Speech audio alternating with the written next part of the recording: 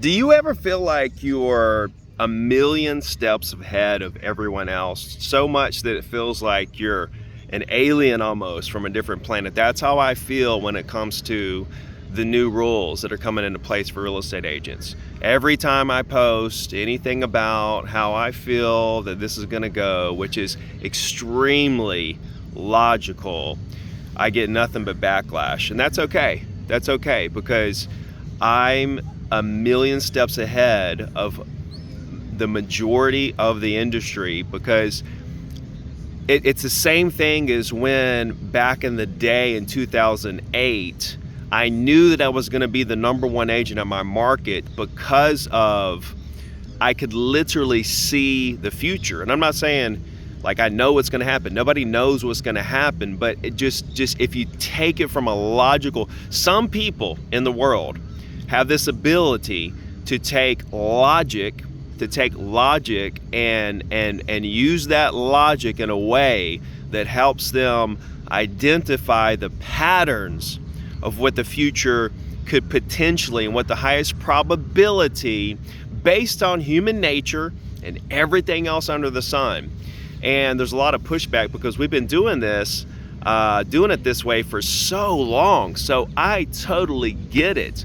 And a lot of agents are still in the mindset of they're not going to change the way they're going to offer the buyer agent commission. They're going to tell the seller they need to offer that buyer agent commission, and that's fine.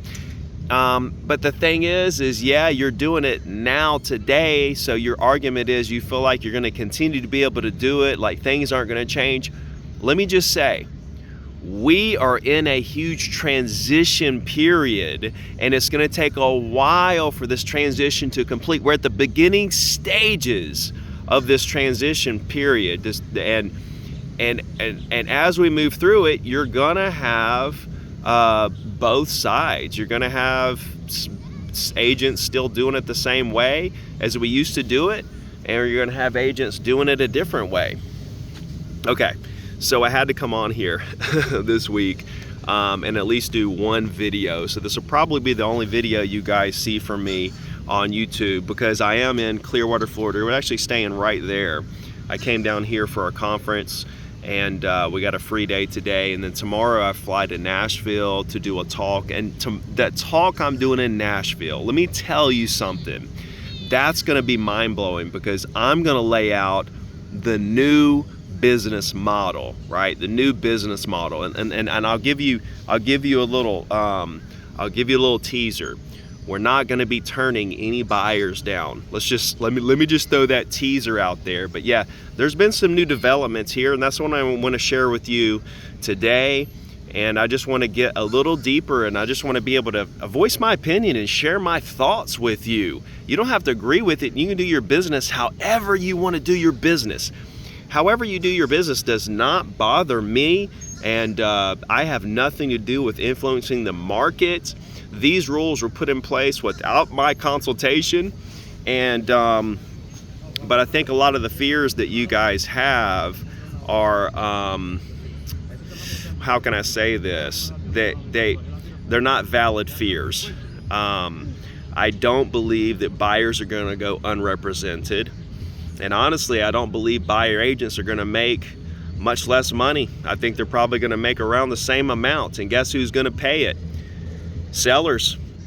Sellers are going to continue to pay it. So let's dive in here. When I post on social and you guys are coming at me, with all this, you're crazy, Ricky, acting like I'm against the industry and stuff like that. Are you kidding me? All that I have done for the industry, for someone to think that I'm against you guys, I have come straight at the lawyers that did this. I actually said, the video's still up, it's still public. Like, I said that the lawyers behind this entire thing, that they need to get together and they need to create a fund, and they need to put all the profits that they made on this deal, they need to put all their profits into a fund to help buyers who can't afford their agents. They're not going to do that. They didn't do this for humanitarian purposes, but my point is that I come at the lawyers, right? I'm not trying to say, oh, let's do away with buyer agent commission. We just moved the buyer agent commission negotiations from the point of the listing to the purchase agreement. That's all that's happened here. And guess what? These are the new rules, and this is the new world. You can fight it as long as you want to, but the longer you fight it, you're going to find the further we get down the road, the more listings you're going to lose to the agents who actually understand what's going on. And what are those agents going to be telling their sellers? You know, you go on a listing appointment, and one agent is saying, we need to offer the buyer agent commission, right? And the agent that actually knows what they are doing, right, and that can prove to the seller that, hey, I'm the better choice because I'm actually a much better negotiator. They're going to walk in and say, no, you don't have to offer the buyer agent commission up front. You're going to have to pay for it on the back, but let's wait and negotiate that when it comes. Why would we negotiate that up front? That's the first rule of negotiations. Let them make the first move. Yeah, I mean, and you know, I'm just telling you, there's already data out there. There's already data out there right now that shows that these markets that have already removed the buyer agent commission field from MLS, there's already data that shows that those listings are not getting fewer showings.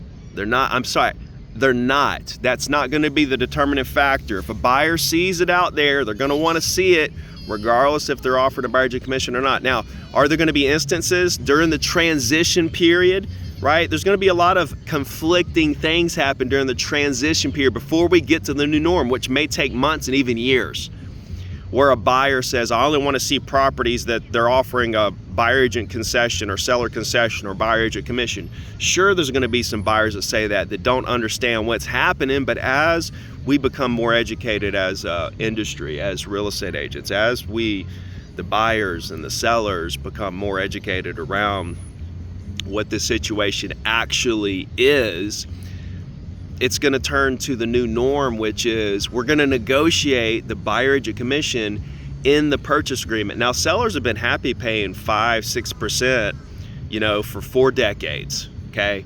they're going to be looking at why are they happy paying the 5 or 6%? Because when you do the listing agreement, you're talking to them not about the gross, you're talking to them about their net number. And that's going to continue to be the case. Here's what you're going to net. You're going to set the expectations up front. Yeah, we're going to pay the buyer agent commission. We can offer it up right now if you want to, right? We can offer seller concessions to take care of it up front if you want to, or you can just wait and see how much they want you to pay. And you know, let me be honest. As a buyer agent for over 200 buyers in my career, I can tell you that in this new model, I now have more control over what I make as a buyer agent. Before, when I went to a closing and I saw that the listing agent was making like 1 or 2% more than me, you know how mad I got about that? I mean, for them to have the audacity to feel like they're worth more than me, the one who actually brought the buyer, who brought the money to the table to close the deal. They couldn't find the buyer. They found the seller, and then what'd they do? They waited on me to do the rest of the work. For the listing agent to feel like they're worth more than I am, that always got under my skin. Well, guess what? That's not the case anymore. Now, as the buyer, you can go out there and negotiate with the same person, the seller, right? The seller. You can negotiate with the seller what you're gonna make, which kind of defeats the purpose, right? Because like the whole basis of the lawsuit is the fact that the buyer can't negotiate what their agent is going to make. And now we're still going to be in the boat where we're negotiating that with the seller. It's just switching from the listing agent negotiating that for you up front to you negotiating it with the seller. Now, I know a lot of you are going to say, well, it's not really you negotiating it. That's the buyer negotiating that with the seller. Yeah, true, but they're going to be consulting with their agent about that fee that they're negotiating with the seller. So ultimately, it comes down to what that buyer agent's willing to take, what that seller's willing to pay, and what's that going to come down to? What the seller's willing to net. Look, I've been saying it on Instagram. You know, here's the alakazam.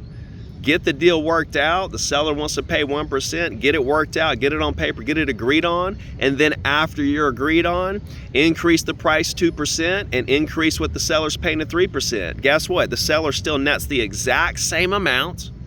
And you got your 3% figured in. But what about appraisals, Ricky? Oh my God, appraisals. I don't negotiate anything based on what I think the appraisal might come in at. That's a losing battle. It has been forever. I'll deal with things when they come up. I don't worry about things before they happen, right? The Bible says, don't be anxious for tomorrow be anxious for itself. What does that mean? It means don't worry about 95% of the stuff you worry about never happens. And you sit around worrying your little face off about it. And the 5% of things that you could worry about that does happen, you can deal with it when it happens. These are all such minute little things. And if the appraisal comes back, what are you going to do? You're going to renegotiate based on the appraisal. If it comes back to where you take 1%, well, you had 1% to begin with. You had 1% agreed on in the first place. This at least gives you an opportunity to possibly get your full fee, your full commission. Maybe you do it and it ends up with you getting 2. Well, now you just doubled. Listen, this comes down to being a great negotiator. I'm going to talk about it on stage in Nashville. I'm going to give you the five tips to being a great negotiator. But I mean, the first step is let them make the first move. You know, throw it out there, see what they say. I mean, and play it slow. You know, people never do. They never mean what they say. I'll only take this. I'll only do that. I'll only pay this. No, you won't. You're going to pay whatever we get on paper that you agree on paper. Whatever you tell me out of your mouth, whatever you're trying to voice to me, I'm listening and I'm using that. That's data that I can that's a starting point for me. But I know that that's not where we're going to end up. Now, there are people that stick to what they say. Sure. Once in a blue moon. And people want to act hard and act like deals are falling through. They don't have any intentions of that deal falling through. They want to buy, they want to sell, and they are going to. They might not act like it, but they're just playing you. That's the game. That's the game. And the longer you're in the game, the more you understand this. And you're able to play the game yourself.